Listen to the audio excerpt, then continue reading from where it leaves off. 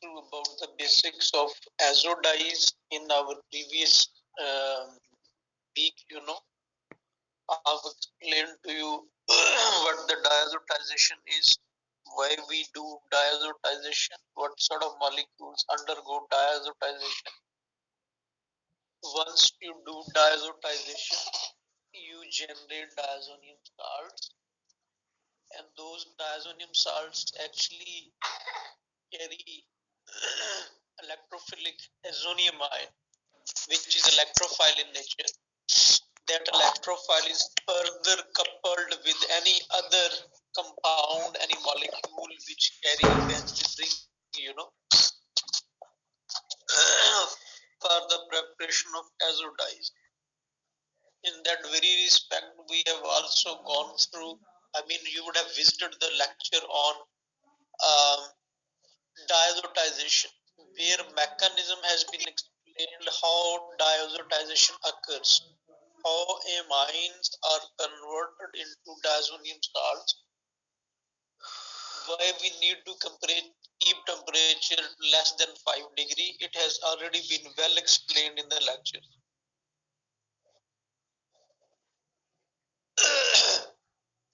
Why we want to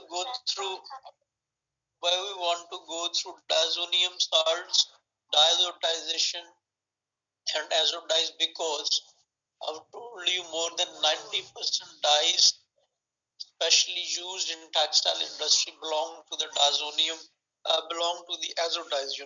With passage of time now, there have been some restrictions on the use of azo dyes. Even then, they are frequently used. That's why we are interested in azo dyes. Again, azo dyes could be generated from amines, because amines undergo diazotization using sodium nitrate and HCl. Both aliphatic and aromatic amines could be converted into corresponding diazonium salts. But preferably we use aromatic amines, because we want to keep conjugation in the resulting molecule. Why we need conjugation? Very well explained to you that conjugation is always required for the color preparation, color synthesis. Conjugation actually provides place for the electrons to show resonance. So this is the background, the basics about we have read in our previous week. Now in this week we will start inshallah some new topics, but still remain close to the azo dyes, as it's a bigger class. But at the moment I want to discuss with you guys, if you have any questions related to the previous lectures you visited in the last week about the diazotization and azo dyes, please. G. Anybody having any question, please?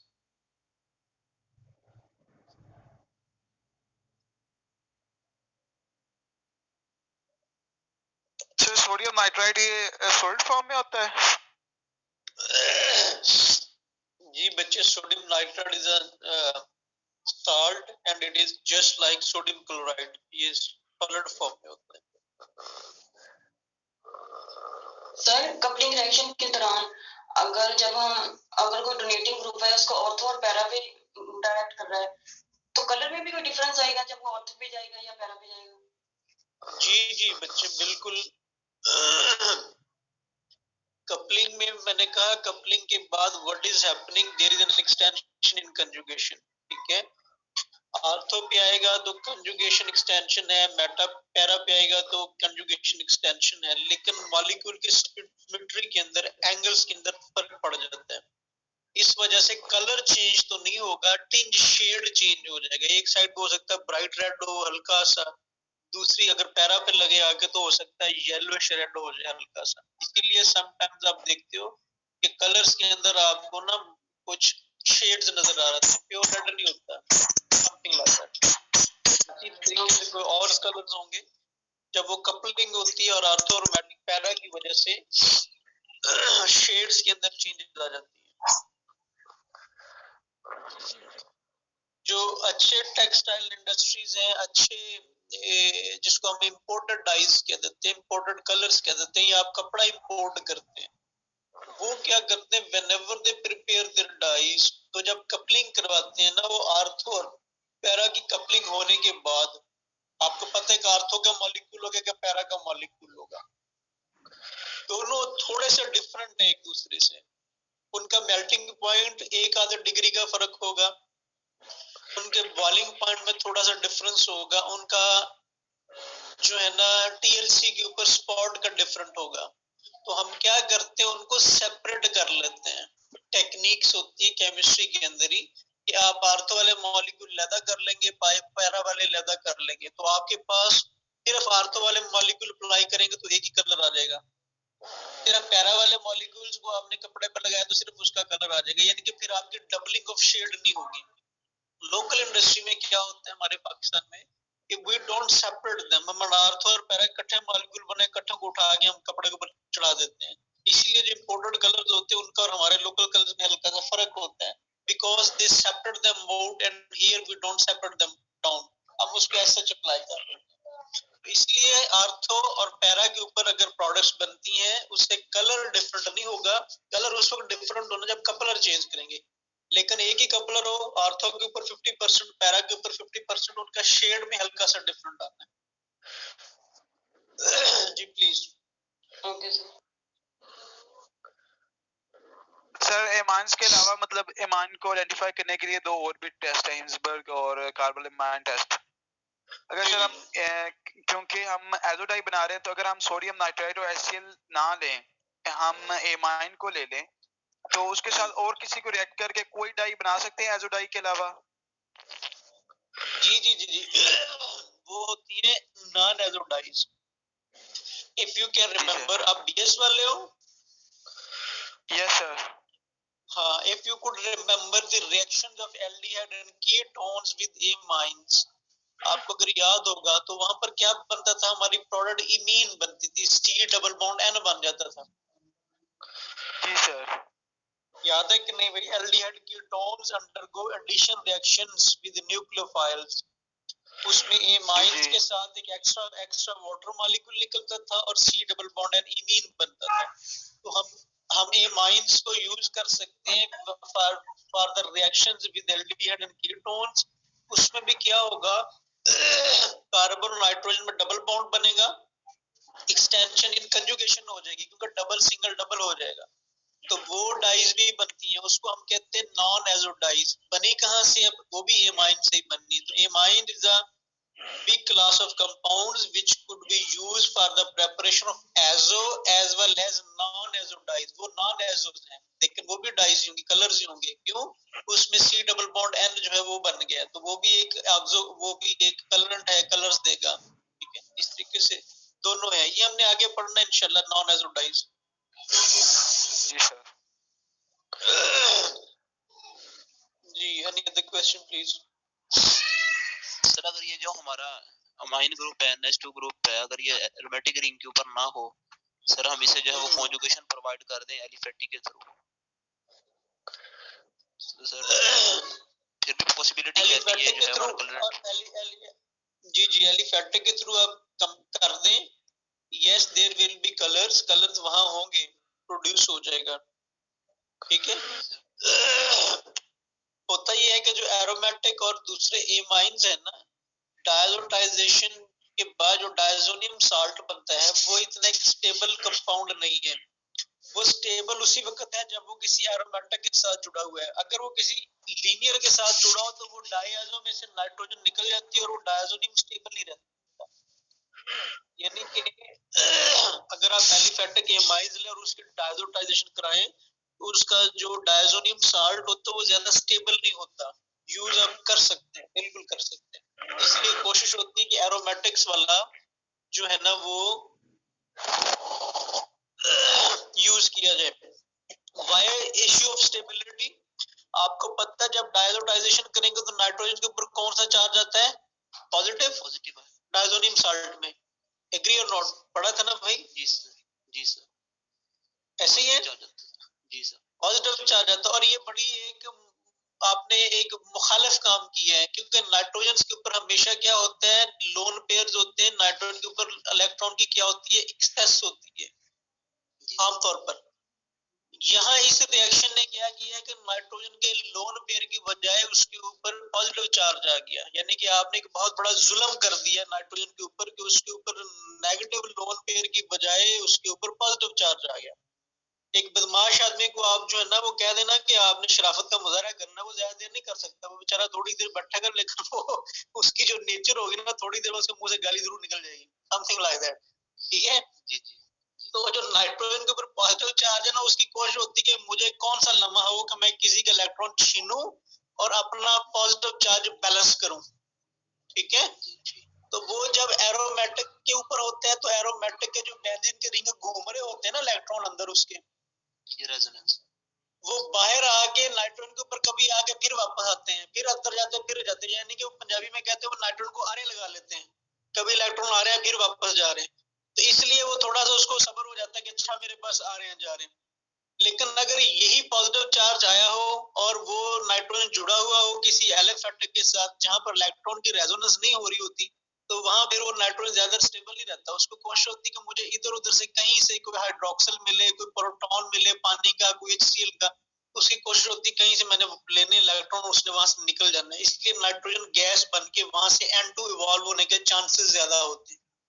ठीक है, because it's against the nature of the nitrogen, it carries positive charge. In general, nitrogens are supposed to be negatives or they carry lone pair. So in order to stabilize their positive charge, they try to get electrons from the surrounding to stabilize them. So aromatics के अंदर ये stability, they get stability due to the resonance of electron. In case of aliphatics, इस तरह की stability उनको chances कम होते हैं, इसलिए कोशिश करते हैं कि हम aliphatics को use ना करें, we should use aromatic. ठीक है, अदरवाइज हो सकते हैं अगर एलिफेटिक के अंदर कंजुगेशन आप यूज कर सकते हैं, उसमें ये होगा कि 100 मॉलिक्यूल से आपने रिएक्शन कराया तो 50 डाई बन जाएंगे, 50 जो है जैसे मैंने कहा नाइट्रोजन निकल जाएगा तो 50 काबिल यूज नहीं रहेंगे, यानी आपकी प्रोडक्शन हाफ रह जाएगी। इस तरीके से होगा। जी please, any other question? Sir ये बताएं कि जब बेंजीन पे दो अमाइन लगे होंगे तो सर ये एक ही बीकर में रिएक्शन सब टेक प्लेस करेगा डाइजेशन के लिए? वेरी गुड क्वेश्चन बच्चों। Once you have two amines on a benzene ring, yes, अब आपके पास दो नाइट्रोजन अमाइन्स हैं, अब आपने डायजोटाइजेशन करनी है तो इसके ऊपर बच्चे ये आपके कंट्रोल में है कि अगर आप बाहर से HCl और NaNO2 2 मोल लेके आएंगे तो दोनों वाले अमाइन की डायजोटाइजेशन हो जाएगी।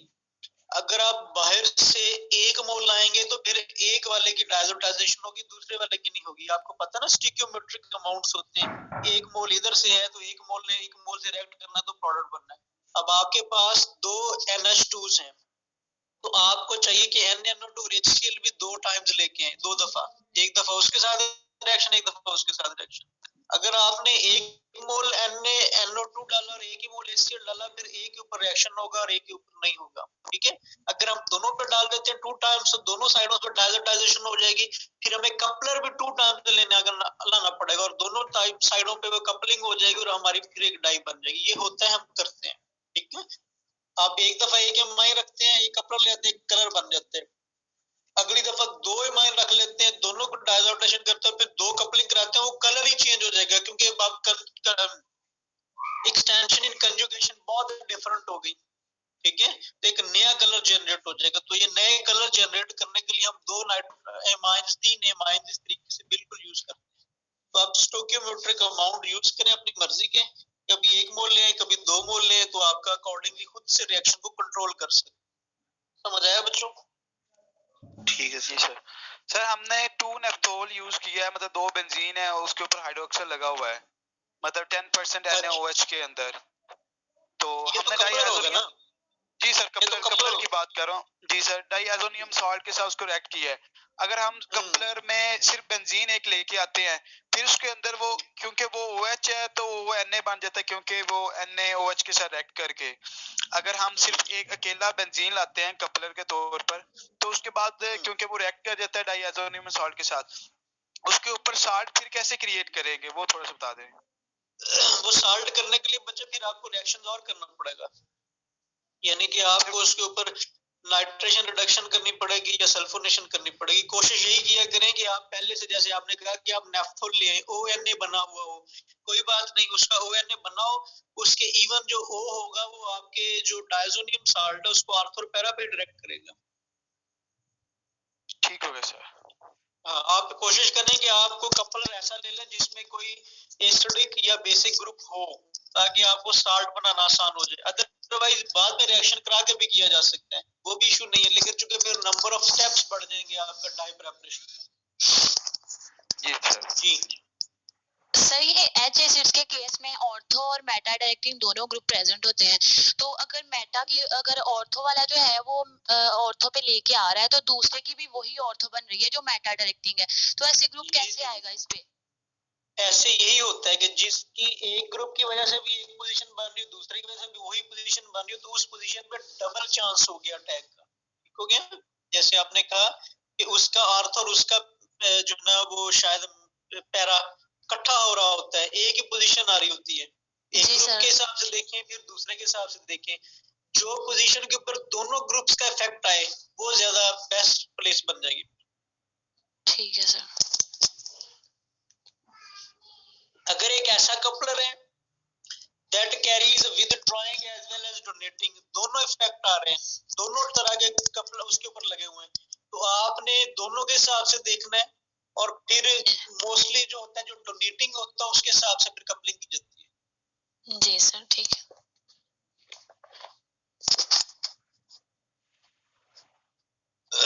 जी, any other question please? Sir के एनिलीन को हम रेड कर रहे हैं सोडियम नाइट्राइट, तो हमें कैसे पता चलेगा, मतलब अगर हमने एजोडाइड बनाने के सोडियम नाइट्राइट में से ही हम HCl को रेड करके नाइट्रो आएगा तो एनिलीन पे रेड करेगा तो सारा डाइएजोनियम बनेगा। ये मैकेनिज्म भाईजान वेल स्टडीड है, आपको हमने जो मैकेनिज्म शायद डायजोटाइजेशन का आपने देखा उसमें करके दिखाया गया कि कौन किधर से आ रहा है, कैसे आ रहा है। आपको पता है ना, आपके एनिलीन के अंदर तो NH2 एक ही नाइट्रोजन है ना। जी सर। और जब आपका डायजोनियम साल्ट बन दो उसमें N डबल बॉन्ड N, दो नाइट्रोजन हो जाते हैं, ऐसे ही है। जी जी। तो दूसरा नाइट्रोजन कहाँ से आया? फिर वो NaNO2 के अंदर एक नाइट्रोजन लगा हुआ है, सोडियम नाइट्राइट में N देखें तो जरा लगा हुआ है ना। ठीक हो गया। जी सर, जी सर। वो वहां से आया होगा। तो इसका एक मैकेनिस्टिक स्टडीज होती है, वो की जाती है, ढूंढा जाता है कौन सा एटम किधर से कैसे कैसे गया, लेबलिंग कहते हैं उसको, एटम कहाँ मूव कर रहा होता है उसको देखा जाता है। ठीक है, बेहतर। सर ये बताएं कि जब सब्स्टिट्यूएंट पैरा पोजीशन पे लगा होगा और दूसरा सब्स्टिट्यूएंट मतलब दूसरे कंपाउंड का सब्स्टिट्यूएंट मेटा पे होगा, तो इन दोनों का कलर डिफरेंट होगा या इनका शेड में थोड़ा सा फर्क होगा, जिस तरह आप अभी बता रहे थे? ये कपलर की बात कर रहे हो, डायजोनियम साल्ट की बात कर रहे हो? सर डायजोनियम साल्ट की बात कर रहा हूं मैं। कपलर सेम ले लें और डायजोनियम साल्ट के ऊपर एक दफा मेटा पे है एक दफा पैरा पे है, ये कह रहे हो ना, ग्रुप सेम है। जी जी जी जी सर। सेम ग्रुप हो, चाहे वो कपलर पे हो चाहे वो डायजोनियम साल्ट पे, सेम ग्रुप्स हो, लेकिन सिर्फ पोजीशन फर्क आ रहा हो, कभी आर्थो कभी मेटा कभी पैरा, उसमें कलर सेम होना है, शेड डिफरेंस आना। ठीक है, कलर उसी वक्त डिफरेंट आना जब आपने या तो कपलर चेंज कर दिया या आपने डायजोनियम साल्ट चेंज कर दिया, फिर शेड कलर डिफरेंट आएगा। अगर आप आर्थो मेटा पैरा को छेड़ रहे हैं, कपलर भी वही है और दूसरा भी वही है, ग्रुप्स उसी तरह के लगे हुए, मेटा पैरा चेंज हो रहा है, फिर शेड डिफरेंट होगा, फिर कलर डिफरेंट नहीं होगा। Okay sir, okay sir. क्या कह रहे हो जी? एनी अदर क्वेश्चन बच्चों? क्या आप लोगों ने कुछ ना कुछ पढ़ा हुआ है? You are following my words? समझ आ रही है बच्चों? ऑर्गेनिक केमिस्ट्री है, इस तरीके से आप बातों पढ़ानी मुझे तो मुश्किल लगती है। लेकिन इसीलिए आपको वो बोर्ड का लेक्चर भी दे रहा हूँ मैं, you should follow that as well. जी सर। जी सर आ रही है। अच्छा जी, अभी फिर खत्म करते हैं मीटिंग ये इंशाल्लाह। तो अभी मैं थोड़ी देर में आपके लिए जो नेक्स्ट लेक्चर है इस वीक का, उसका लिंक मैं शेयर करूंगा इंशाल्लाह।